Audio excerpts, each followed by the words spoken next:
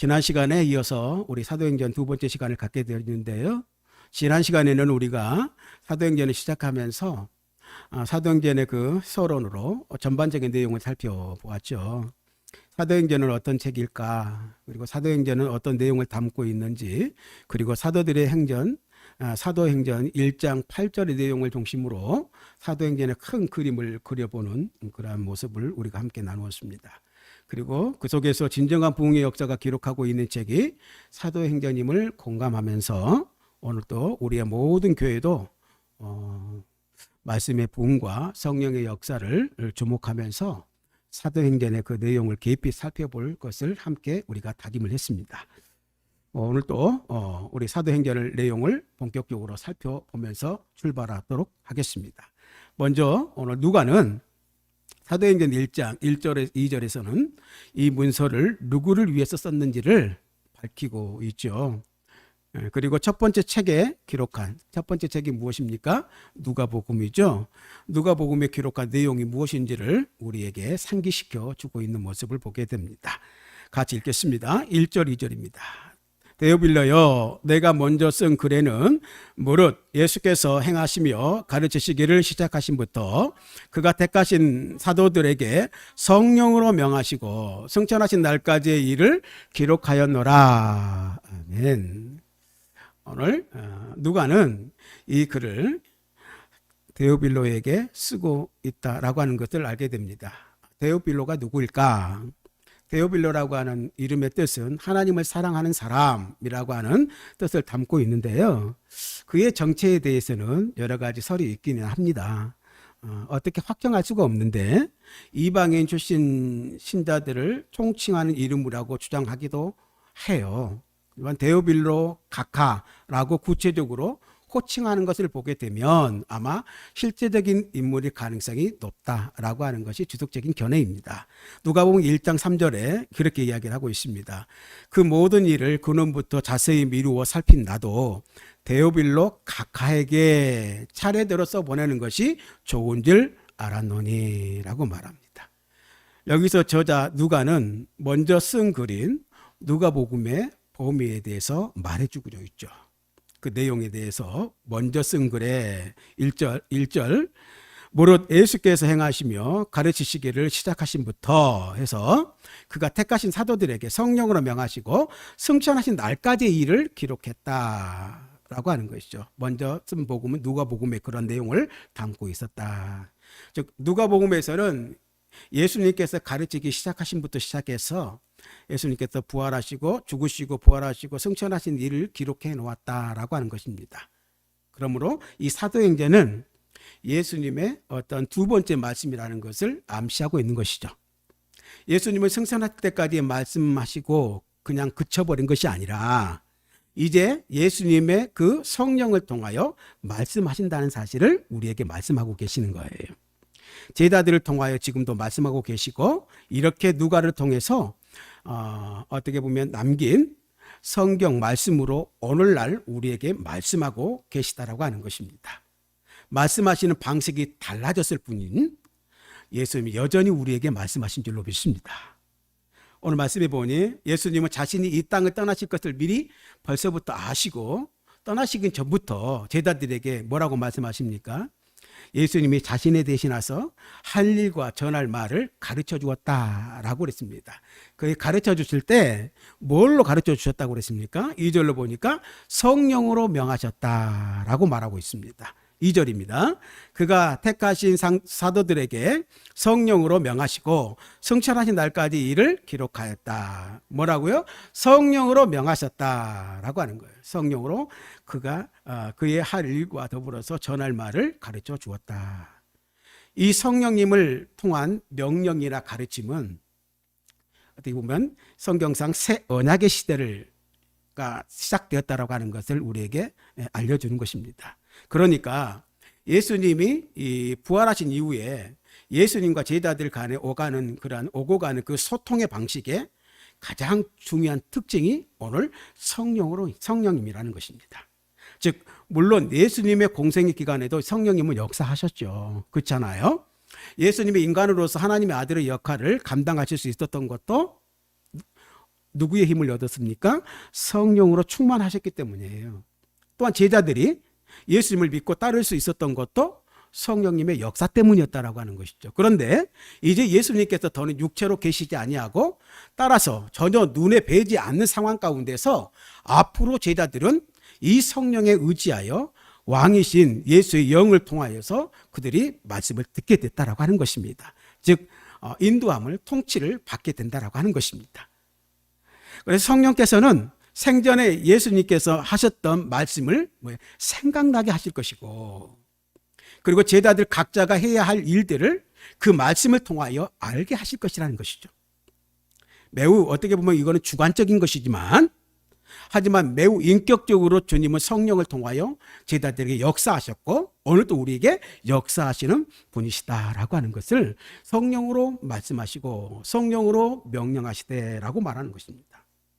이제 3절부터 누가는 예수님께서 하신 일과 오늘 말씀을 소개하고 있다라고 하는 거예요. 같이 읽겠습니다. 사도행전 1장 3절에서 5절 함께 읽겠습니다. 시작. 그가 고난받으신 후에 또한 그들에게 확실한 많은 증거로 친히 살아계심을 나타내사 40일 동안 그들에게 보이시며 하나님 나라의 일을 말씀하시니라. 사도와 함께 모이사 그들에게 분부하여 이르시되 예루살렘을 떠나지 말고 내게서 들은 바 아버지께서 약속한 것을 기다리라. 요한은 물로 세례를 베풀었으나 너희는 몇 날이 못되어서 성령으로 세례를 받으리라 하셨느니라. 아멘. 예수님께서 직접 이제 부활하시고 난 다음에 당신이 하신 일과 말씀을 계속 말씀하고 소개하고 계시는데, 예수님은 부활하신 후에 자신이 몸으로 부활하셨다는 그 사실을 확실히 많은 증거를 보여주심으로써 제자들에게 그를 따르는데 그들이 만난 사람들에게 증명하고 계시다는 것이죠. 보세요. 제자들이 부활을 확실히 믿지 못하면 예수를 이해할 수 없었기 때문이에요. 즉 더 나아가서 부활을 모르거나 믿지 않는다라고 한다면 십자가의 의미는, 예수님의 죽으심의 그 의미는 아무것도 안 되는 것입니다. 그러므로 예수님에게 있어서는 물론 십자가의 죽음도 꼭 필요한 것이지만 인간을 위해서, 그러나 이 부활의 사건이 있지 아니하고는 하나님, 오늘 예수 그리스도께서 온전한 하나님의 대리자로 오늘 이 가운데 대속자로 오셨다는 사실을 부인하게 되는 것입니다. 즉 부활은 예수님이 이 세상에 오신 이유, 예수님께서 생전에 하셨던 그 말씀, 그리고 십자가에서 사망하게 돌아가신 이 모든 일들이 하나의 일관성이 있는 큰 그림이 되게 해주는 어떤 단어가 뭐냐면, 역할이 뭐냐면 부활이다라고 하는 것이에요. 예수님의 목숨뿐만 아니라 예수님의 생애 전체의 생명을 불어 넣어주는 것이 바로 이 부활이다라고 하는 거예요. 그래서 제자들도 이 부활을 경험하기 전까지는 아무리 따라다녀도, 아무리 예수님을 사랑하여도 예수님을 제대로 알 길이 전혀 없었다라고 하는 것이죠. 사도 바울도 이 부활하신 예수님을 만나고 나서야 구약의 성경을 제대로 이해하기 시작했고, 자신이 얼마나 하나님의 뜻과는 동떨어진 삶을 살았는지를 그가 회개하지 않습니까? 예수님의 십자가가 아무리 중요해도 청년 예수가 십자가에 못 박혀 그대로 죽고 끝나버렸다라고 한다면 아무 의미 없는 일이 돼버리는 것입니다. 그래서 사도들은 십자가의 어떤 그 증언보다는 부활을 더 증거하는 데 더 공을 쏟고 있는 모습을 보게 됩니다. 이에 예수님은 부활하신 후에 40일 동안 이 땅에 계시다가 승천하셨다라고 기록합니다. 제자들에게 적어도 7번 정도 나타나셨고 500의 형제들에게 일시에 나타난 적도 계시죠. 아마 제가 예수님이 있었다고 한다면, 이 당시 예수님이었다고 그러면 안 되지만 오늘 예루살렘 성전에, 그것도 사람들이 붐비는 절기 때에, 6월절 때에 나타났을 것입니다. 부활에. 그렇다면 자신을 죽인 성전 당국자들을 꼼짝 못하게 하고 그들에게 동조했던 유대 사람들에게도 큰 깨달음과 회개의 기회를 주실 수 있었다라고 하는 것이죠. 하지만 주님께서는 오늘 주로 제자들에게만 은밀하게 나타나신 것을 보게 됩니다. 그리고 그를 통해서 하신 일이 그러면 무엇입니까? 1장 3절 하반절에 보면 이렇게 이야기합니다. 하나님 나라의 일을 그들에게 말씀하시니라 라고 말합니다. 어떤 일이요? 하나님 나라의 일. 부활하신 예수님께서 제자들의 호의를 받고요, 예루살렘 거리를 할보하고 성전에 출현하는 것이 자신의 능력을 과시하는 데 더 효과적이지 않았겠습니까? 그렇지 않아요. 예수님이 십자가에서 돌아가신 후에 어떻게 보면 제자들은 크게 낭망했습니다. 낙심했습니다. 그 가운데 하나가 얘가 뭐냐면 누가복음 24장에 나오는 엠마오로 돌아가는 그 두 제자의 이야기입니다. 부활하신 예수님께서는 그들과 동행하면서요, 부활한 주님은 곧장 자기의 정체를 드러내지 않으십니다. 다만 전혀 알아보지 못하게 하시고, 다만 구약 성경에 나오는 메시아에 대한 고난을 당할 것이라는 구절을 찾아 풀어서 그들에게 설명을 해줍니다. 그들이 이 말씀을 듣고 어떻게 돼요? 마음이 뜨거워지자 비로소 자신의 정체를 드러내시죠. 왜 그랬을까? 처음부터 자기의 정체를 드러내지 아니하시고 왜 그렇게 행동하셨을까? 만약 그렇게 하지 않았다라고 한다면 그들은 이 예수님의 증인으로 살지 못했을 것입니다. 그 메시아가 내가 지금 살아났다라고 하는 거죠. 여기서 우리가 생각할 수 있는 것은 이런 것이에요. 즉 주관적인 경험만으로는 증인이 될 수 없다는 것이에요. 고난 중에 끝까지 자기 신앙을 견뎌낼 수도 없다라고 하는 거예요. 아무리 신비적인 경험들이 많이 있다라고 할지라도, 아무리 신비적인 은사를 많이 갖고 있다 할지라도 하나님의 진리로 그것을 바로 이해하지 못한다고 한다면 옆에 있는 예수님도 알아보지 못하는데 말이죠. 그 하나님의 말씀을 따라서 그것들을 바로 사용할 능력이 없다라고 한다면 우리는 언제든지 넘어질 수밖에 없는 것입니다. 지금 제자들에게 필요한 것은 무엇이냐면 예수님과 함께 예루살렘을 할보하면서 봐라 너희들이 죽인 예수님이 다시 살아나셨다라고 하면서 호통을 치면서 주장하면 얼마나 좋겠어요. 그렇지만 예수님께서는 그걸 원하지 않으셨다라고 하는 것이죠. 예수님께서 원하셨던 것은 뭐냐면 당신이 이 땅 가운데 오신 이유, 왜 왔는가? 예수님께서 이 땅 가운데 가장 먼저 선포하신 것이 무엇입니까? 하나님의 나라입니다. 당신은 이 하나님 나라 가운데 너희를 데려가려고 내가 속죄함으로 대속의 죽으심을 통하여 너희를 구원해서 하나님 나라 가운데 가려고, 그리고 이 땅 가운데서 그 하나님 나라가 증거되어지길 원하는 마음으로 내가 여기 왔다라고 하는 것이죠. 오면서부터 하나님 나라, 그리고 그의 삶 가운데 하나님의 나라, 또한 하나님 나라는 이런 것이니라고 계속 말씀하시고 또한 승천하시고 난 다음에 예수님께서는 이 사도행전 초반에 그 하나님의 나라의 일에 대해서 가르쳐주고 계시다라고 하는 것이죠. 부활하시고 첫 번째 예루살렘 거리를 할보한 것이 아니라 제자들을 찾아가셔서 오늘 그 하나님의 나라에 대하여 이야기하고 계시다라고 하는 것이죠. 그러므로 그들에게 가장 필요한 것은 부활하신 예수님과의 만남이 아니었다라고 하는 것이죠. 만남은 어떻게 보면 우연과 같은 것일 수도 있지만 뭐잖아? 이 부활하신 예수님께서 떠나실 것입니다. 그렇잖아요. 40일 뒤에는.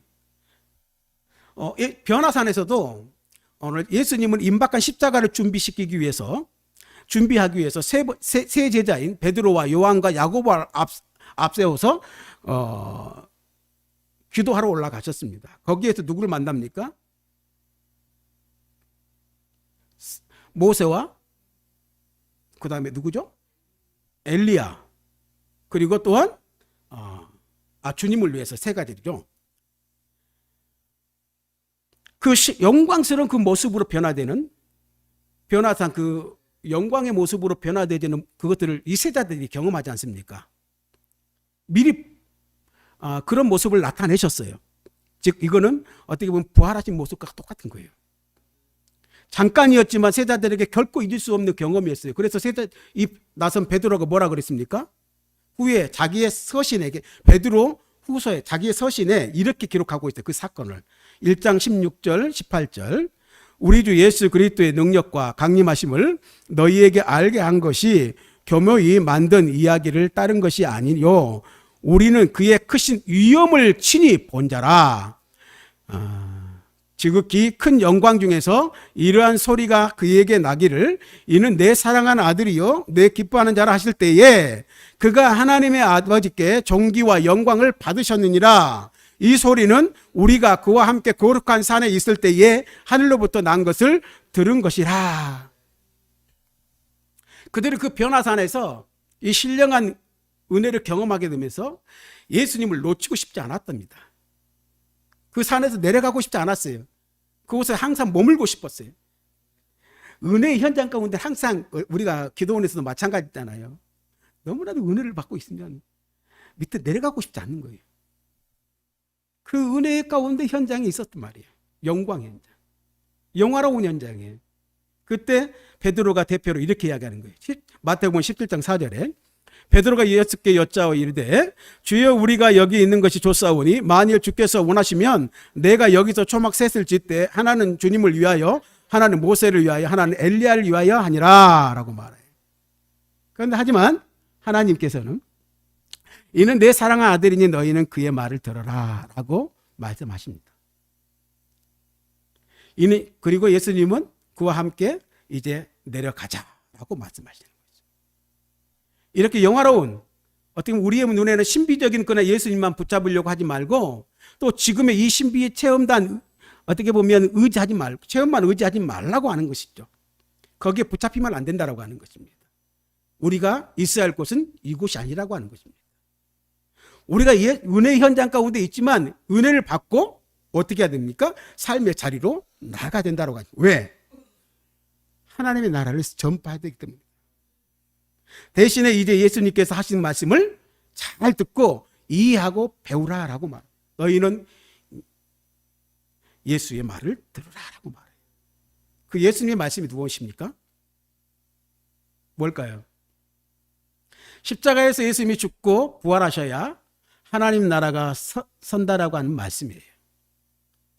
즉, 그 사건을 통하여 십자가의 죽으심을 예고합니다. 제자들은 십자가를 지고 따라와야 예수님의 그 부활에 참여할 수 있고 하나님 나라의 일원으로서 하나님 나라의 일꾼으로 생명의 나라에 들어올 수 있다라고 하는 것을 말씀해 주셨어요. 그런데 제자들은 그 말씀을 듣지 못했다라고 하는 것이죠.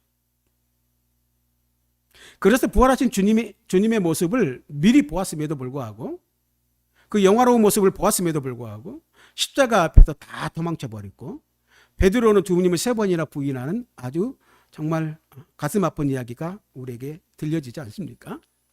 하나님 나라를 이해하지 못했기 때문에 그들은 증인이 아니라 죄인이 될 수밖에 없었다라고 하는 것입니다. 그 당시에는. 그러나 예수님께서 떠나신 후에는 제자들에게 남는 것이 무엇입니까? 예수님과 함께 했던 추억, 그리고 그와 함께 하면서 말씀하셨던 그 예수님의 말씀뿐입니다. 할렐루야. 그분의 죽음과 부활의 의미만 남은 거예요. 그 의미가 바로 하나님의 나라라고 하는 것이죠. 예수님을 통해서 다시 시간 속으로 들어온 하나님의 나라. 예수님의 공생의 3년 동안 인간이 경험할 수 있도록 나타나셨던 하나님의 나라. 이제 그 하나님의 나라는 이 제자들을 통하여 구현되길 원하시는 예수님의 마음입니다. 그래서 이것은 성령님께서 그 일을 도우실 것이다 라고 하는 것입니다. 그래서 예수님은 40일 동안에 제자들에게 하나님의 나라를 가르치시는 데 전무하셨다라고 하는 거예요. 제자들이 40일 동안에 또한 해야 할 일이 하나 더 있었다고 그랬습니다. 오늘 말씀 보니까 그것은 무엇입니까? 예수님으로부터 그 하나님 나라의 그것에 대하여 관하여 가르침을 받는 일과 또한 이 40일 동안 기다려야 했던 것들이 또한 냈다는 거예요. 뭐예요? 해야 할 일이 뭐냐면 기다리는 것이었습니다. 예루살렘을 벗어나지 않고 머무는 것이었습니다. 언제까지? 4절에 보면 약속한 것이 올 때까지. 같이 읽겠습니다. 사도와 함께 모이사 그들에게 분부하여 이르시되 예루살렘을 떠나지 말고 내게서 들은 바 아버지께서 약속하신 것을 기다리라. 예수님께서 약속한 것이 아니라 아버지께서 약속하신 걸 기다리라. 그 약속이 무엇인지 사도행전 1장 5절에 기록합니다. 요한은 물로 세례를 베풀었으나 너희는 몇 날이 못 되어 성령으로 세례를 받으리라 하셨느니라. 이는 세례 요한도 생전에 이 약속을 한 적이 있습니다. 마태복음 3장 11절에 세례 요한이 그 앞에 나온 사람들에게 이렇게 이야기합니다. 나는 너희로 회개하기 위하여 물로 세례를 베풀거니와 내 뒤에 오시는 이는 나보다 능력이 많으시니 나는 그의 신을 들기도 감당하지 못하겠노라. 그는 성령과 불로 너희에게 세례를 베풀 것이니라. 이렇게 세례 요한은 이야기하셨어요. 오늘 아직 사도행전에 임하고 있는 성령의 세례는 임하지 않았어요. 이제 예수님이 승천하신 후에 보혜사 성령님을 보내주실 거예요. 물론 성령께서 위에서 말씀드렸지만 성령께서 지금 하늘 어딘가에 계신다는 뜻은 아니에요. 항상 예수님께 충만하게 임하여서 역사하신 분이셨어요. 제자들에게도 역사하셔서 제자들이 전도로 나아가서 귀신을 쫓아내는 그리고 복음을 전하는 데에 공헌을 해주셨어요. 도와주셨어요. 성령님께서. 그렇다면 이제 그것은 무엇을 이야기하는 거냐면 성령이 우리 가운데 임한다라고 하는 이야기는 이제 그 성령의 역할이 달라질 것이라는 이야기예요. 할렐루야. 성령의 세례와 성령의 충만에 대해서 또한 이때까지 그러면 성령님께서 안 오셨는가? 아니라는 것이죠. 이 마가의 다락방 가운데에서 초대교회 시초가 되었던 초대교회가 세워지게 됐던 동기가 되었던 이 성령의 임재 사건은 뭐냐면 이때까지의 성령 역사가 있었어요. 예수님께도 성령의 충만함을 통하여 당신의 일들의 사역을 감당하셨어요. 십자가를 또한 통과하셨어요. 제자들에게도 그 일들을 통하여서 전도하는 데에 병자를 고치는 놀라운 역사를 이루었어요. 치유하는 일이 일어났어요. 그게 하나님의 나라의 어떤 표적의 한 작은 부분으로 나타났어요. 그런데 이거는 뭐냐면 이 사도행전에 나타나는 성령의 어떠한 임하심이 뭐냐면 마가복음의 그 마가 다락방 가운데에서 나타난 성령의 사건이 어떤 사건이냐면 이때까지 성령의 역할이 달라진다는 이야기예요. 무슨 말인지 이해되세요?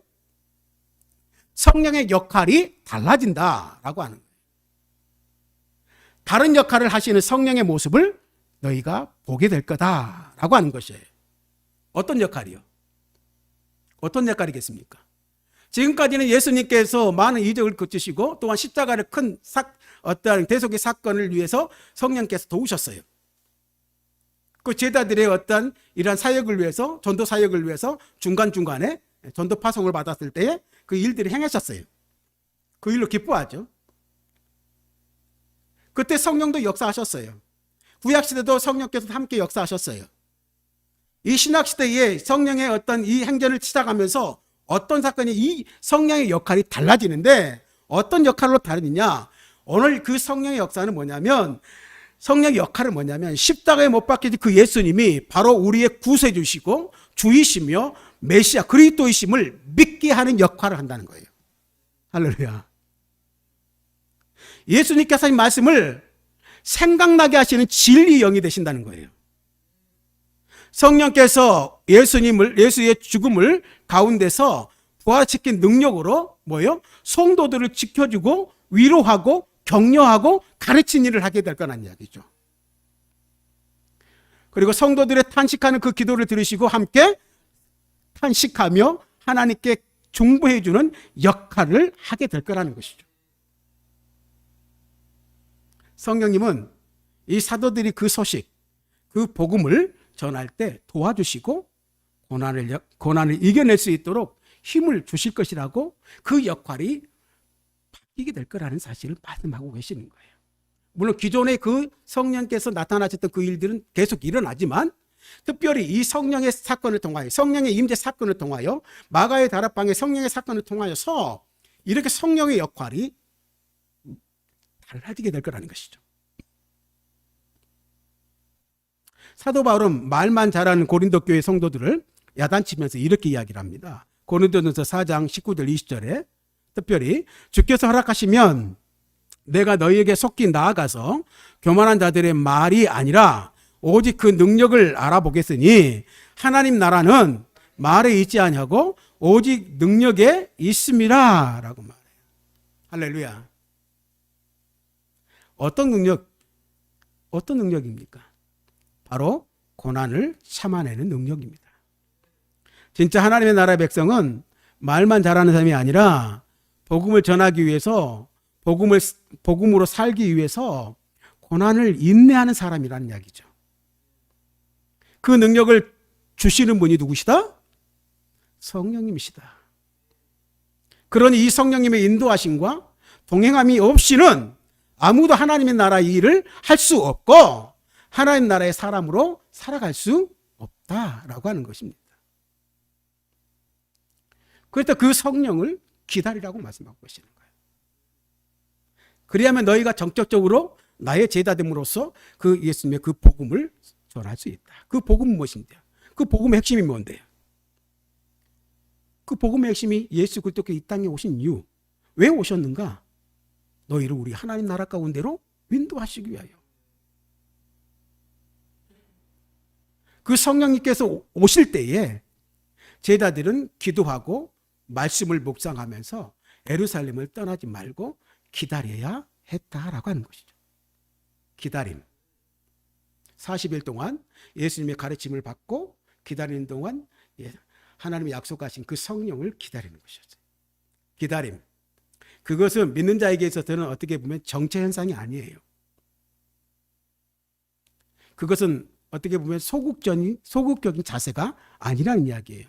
왜요? 사랑하는 사람과 만나기로 한 약속의 시간을 기다린 사람을 생각해 보면 아무도 그 시간을 소극적이라고 말할 수 없죠. 몸은 가만히 있어도 마음은 아주 적극적으로 그 시간을 향하여 가고 있으니까요. 사랑하면 할수록 그 시간이 더디 올 것입니다. 반대로 내키지 않으면, 그것이 내키지 않는 만남이라면, 기다림이라고 한다면 훨씬 그 시간은 빨리 올 거예요. 기다리지 않으면 만날 수 없다라고 하는 거예요. 그러니 기다림은 이들에게 있어서는 순종입니다. 할렐루야. 소극적인 순종이 아니라, 소극적인 자세가 아니라 적극적인 순종이요, 적극적인 자세였다라고 하는 것이죠. 침묵이 이들에게 있어서 하나님 앞에서는 최고의 찬미가 될 수 있고 가장 강력한 언어가 될 수 있듯이, 오늘 기다림은 가장 적극적인 행동이 실천이요, 오늘 순종이라고 말하고 있는 것입니다. 성령님이 우리 인생 가운데 행하시게 하기 위하여 오늘 우리가 해야 할 가장 필수적인 일이 뭐냐면 오늘 이들처럼 기다림입니다. 아무것도 하지 않음이 아니라 믿음으로, 마음으로 기다리는 거예요. 사모함으로. 그들에게 있어서 예루살렘이라는 곳은 그렇게 어떻게 보면 달가운 곳은 아니에요. 꼭 있고 싶은 곳이 아니에요. 왜요? 예루살렘은 주저앉고 싶은 곳이 아니라 정말 떠나고 싶은 곳이에요. 엠마오로 서둘러 내려가는 제자들의 그 심경이 대변한 거예요. 희망이 꺾인 곳이에요. 그들에게 있어서는. 엄청난 절망의 파고에 휩쓸려 죽을 것 같았던 그 시절을 떠올리게 하는 곳이 예루살렘이에요. 동시에 그것은 부끄러움의 장이에요. 내가 사랑하던 스승을 매정하게 내팽개치고 부인하고 도망쳤던 곳이 예루살렘 아닙니까? 그런데 놀랍게도 주님은 오늘 그곳에서 기다리라고 말합니다. 그 몸서리치던 수치와 패배, 낙담과 그 절망의 자리를 떠나지 말고 기다려라고 말하고 있는 것이거든요.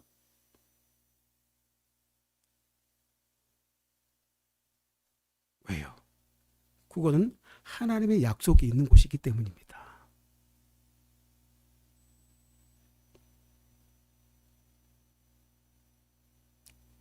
우리가 이 자리를 떠나지 못하는 이유는 거기에 이유가 있는 것입니다. 여기 하나님의 약속이 있기 때문입니다. 오늘 제자들에게 숙제의 장소요, 예루살렘은 정말 그들에게 있어 아픔의 장소입니다.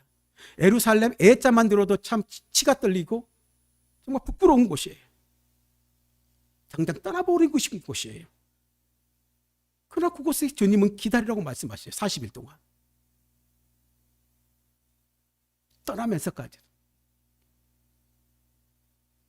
왜요? 그건 약속이 있기 때문입니다. 할렐루야. 하나님의 희망적인 약속에 대한 묵상도 중요해요. 하나님께서는 우리를 사랑하신다는, 우리를 용서하신다는, 우리를 통해서 주님의 기쁘신 뜻을 이루겠다고 하는 그 말씀도 참 중요하지만, 그 전에 오늘 이 자리에서 그 약속을 기다리면서 뭡니까? 내 자신을 들여다보라는 것이죠. 그렇지 않으면 약속된 성령님이 오셔도 우리를 성전 삼으실 수 없다라는 것입니다.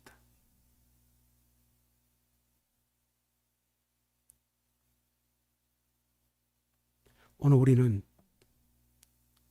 떠나고 싶은 곳이 있어요. 이곳을 떠나고 싶어요. 피하고 싶어요. 그 일을 회피하고 싶어요. 왜요? 그곳은 내게 달갑지 않는 일이니까, 달갑지 않는 인물이니까, 달갑지 않는 장소이니까. 그런데 하나님께서는 그 자리를 지키래요. 기다리래요. 하나님의 약속이 있기 때문입니다. 말씀을 맺겠습니다. 우리는 계속해서 우리 사도들의 이야기를 통해서, 그리고 성령님의 어떤 역사의 이야기를 통해서, 오늘 예수님에 대한 복음에 대한 이야기를 통해서 하나님과 그 하나님 나라의 이야기를 계속 듣게 될 겁니다. 이러한 이야기를 들으면서 오늘 우리는 그런 사모함이 있기를 원합니다. 그러한 이야기를 들으면서 그때 그곳에 하나님의 나라의 역사가 오늘 이곳에서도 재현되기를 소망하며 나아가는 우리 모두가 되어지길 원합니다. 지난주에도 이야기를 드렸지만 그것이 부흥이라고 이름 질 수 있다라고 한다면 그 부흥을 맛볼 수 있는 우리가 되어지길 원합니다. 그래서 우리 교회가 살고, 우리 사랑하는 성도들의 가정이 살고, 우리의 다음 세대가 살고, 그래서 오늘 이 나라와 민족이, 이 한국교회가 살 수 있는 그 부흥이 모든 이들로부터 일어나기를 간절히 소망하는 것입니다. 그래서 성령께서 우리는 그런 간구를 해야 합니다. 성령님께서 거침없이 자유롭게 역사하시고 말씀하실 수 있는 우리의 상황, 우리의 심령, 그런 거룩한 장소가, 영토가 되어지기를 간절히 소망하면서 우리가 이 사도행전의 말씀을 우리가 함께 공부하기를 원합니다. 그리고 무엇보다도 약속하신 장소에서 약속한 것을 기다리셔야 됩니다. 나의 장소가 아닙니다. 하나님이 원하시는 장소에 있어야 되는 것입니다. 하나님이 약속하신 장소에 있어야 하는 것입니다. 그곳에서 기다리는 것입니다. 은혜를 기다리고 은혜를 사모하며 무엇하면서요? 기도하면서, 예배하면서, 말씀을 묵상하면서. 그러나 무엇보다도 성령님보다 앞서지 말고 진심으로 나 자신을 그 속에서 바라보며 부인하고 온전히 그리스도의 그 십자가를 내가 정말 수용할 수 있을 때까지 서둘지 말고 기다려내는 우리 모든 성도들이 되길 바랍니다. 그곳에 사도들의 변화의 삶이 있었고, 그곳에 하나님의 나라의 일들이 드러나기 시작했고, 놀라운 초대교회 부흥의 역사가, 그리고 말씀의 부흥이 일어났다는 사실을, 그리고 땅끝까지의 복음의 사역이 이루어졌다는 사실을 꼭 기억하길 원합니다. 먼저 우리가 기다림으로, 오늘 성령님을 기다림으로, 오늘 그 성령님은 우리의 삶 가운데 역할을 달리하신 분이 있다는 사실을 꼭 깨달으면서, 그러므로서 오늘 우리 교회가, 저와 여러분들이 성령의 사람, 성령의 교회, 온전히 예수 그리스도의 교회, 하나님의 교회가 되어지기를 간절히 바라면서 오늘 이 시간도 함께 그 하나님의 나라를 위해서 주님께서 가르쳐 주셨던 놀라운 하나님의 나라의 그 복음을 온전히 그 약속하신 그 하나님의 성령을 기다리면서 우리가 함께 기도하며 이 시간들을 지나가기를 간절히 바랍니다.